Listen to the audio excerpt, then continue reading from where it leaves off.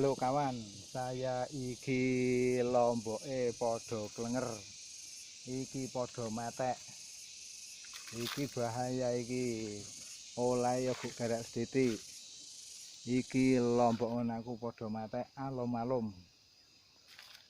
Iki wis golek obat sembarang obat. Tak goleki tuku ning ndi-ndi wae panggah urung cocok obate.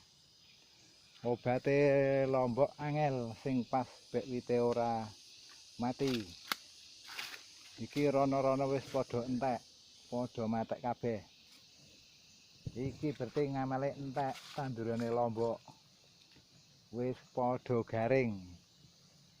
Iki lomboke kok ngene iki wis padha klenger.